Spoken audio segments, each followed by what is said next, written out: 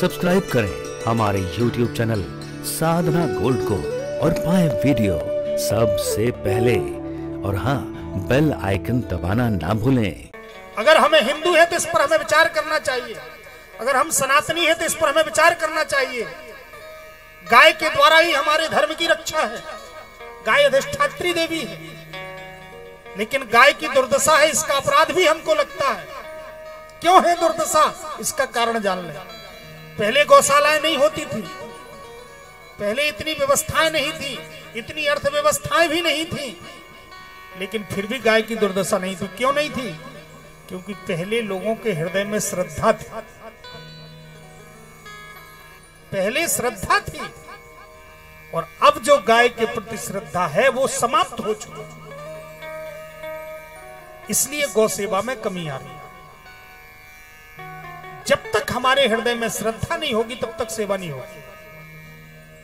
माँ बाप की सेवा में कमी क्यों आती? क्योंकि श्रद्धा नहीं। जिसकी भी प्रति श्रद्धा होगी अपने आप सेवा हो जाएगी, और श्रद्धा में कमी होगी तो बिल्कुल एक गिलास पानी देना भी आपको कठिन लगेगा। श्रद्धा से ही सेवा होगी। आपने देखा होगा कितनी भी सुकुमार कन्या हो, विवाह होता है उसका, जब वो मां बनती है तो वह रात भर बेटे के लिए जग जाती है, रात भर बेटे के सेवा करती है, दिन भर सेवा करती है, कन्या में टांगे रहती है, सब कुछ सुख को त्याग देती है, सेवा करती रहती। क्यों? क्योंकि उसका बेटे से प्रेम रहता है, श्रद्धा रहती है। जिसके प्रति प्रेम श्रद्धा होगी उसकी सेवा करने में हमें कठिन नहीं लगेगा। दिन भर बेटा मांगे रोटी चाहिए तो उसको गुस्सा नहीं आएगी, दे देगी, क्योंकि उसके प्रति श्रद्धा प्रेम है।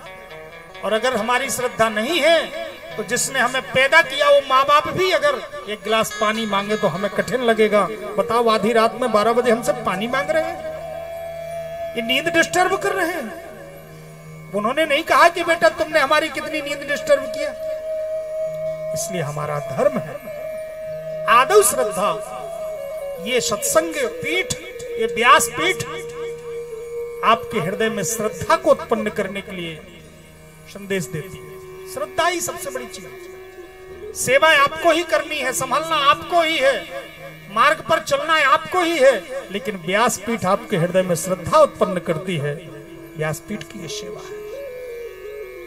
इसलिए गौ माता के प्रति मैया यशोदा की इतनी बड़ी श्रद्धा थी कि 9 लाख गौएं थी, फिर भी सेवा करने में कोई कमी नहीं थी, कोई दिक्कत नहीं। हम लोग भी संकल्प लें कि अगर हमारे घर में व्यवस्था है तो ठीक है, वैसे यहां शहर कहां संभव है, लेकिन नहीं है व्यवस्था तो कम से कम अपनी कमाई से